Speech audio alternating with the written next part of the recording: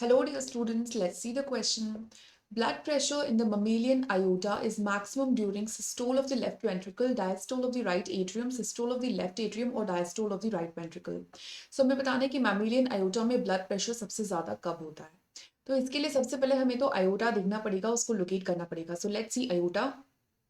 So as you can see aorta आप देख सकते हो यहाँ इस पिक्चर में aorta को देख सकते हो, ठीक है. So aorta जो है वो एक आर्टरी है as you can see and let's understand what is systole and diastole. So systole का मतलब होता है कॉन्ट्रैक्शन एंड डायस्टोल का मतलब होता है रिलैक्सेशन. नाउ जो नॉर्मल सिस्टोलिक प्रेशर रहता है that is 120 millimetres of mercury and the normal diastolic pressure is 80 millimeters of mercury. So 120 by 80 जो है ये normal blood pressure रहता है. Now let us understand this question. बोला है कि मेमेलियन एयोटा में सबसे ज्यादा ब्लड प्रेशर करेगा. तो मेमेलियन एयोटा में सबसे ज्यादा ब्लड प्रेशर तब रहेगा जब लेफ्ट वेंट्रिकल कॉन्ट्रैक्ट करेगा. कैसे?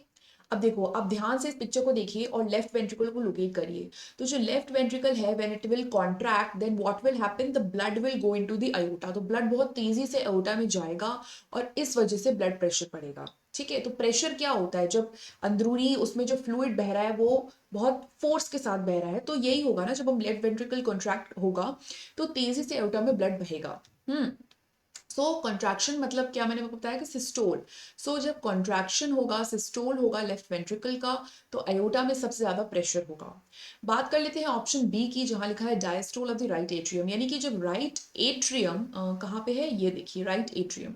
जब राइट एट्रियम रिलैक्स करेगा, डायस्टोल मतलब रिलैक्स, तो जब राइट एट्रियम रिलैक्स करेगा, जब वो रिलैक्स स्टेट में होगा तब तो जो नॉर्मल पैसिव फ्लो हो रहा है वो हो सकता है ना. तो यहाँ पे अयूटा से तो it is not connected, right. So B option नहीं हो सकता.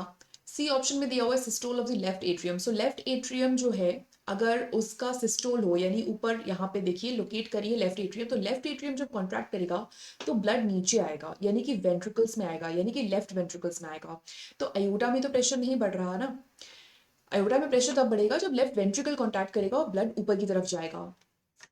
तो systole of the left atrium ये भी आंसर बिल्कुल सही नहीं है.